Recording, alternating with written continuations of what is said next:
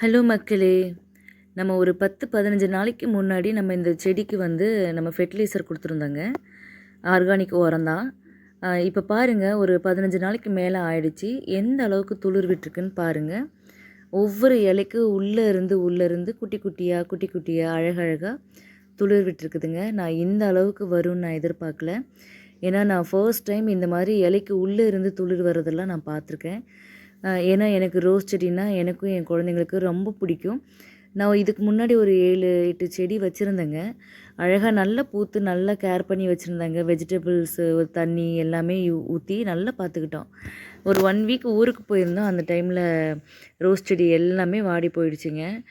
அதுக்கப்புறம் சரி இப்போ குழந்தைங்க பூ வேணும்னு கேட்டதுனால, சரி நம்மளும் வளர்த்து பார்ப்போன்ட்டு ஒரு 2 செடி இப்போக்கி வாங்கியிருக்கேன். அதனால் இந்த மாரி ஆர்கானிக் உரம் போட்ட பிறகு இவ்வளோ தளிர் விட்டுருக்குதுங்க. நம்மளும் இதே மாரி இனிமே ஃபாலோ பண்ணுவோம்.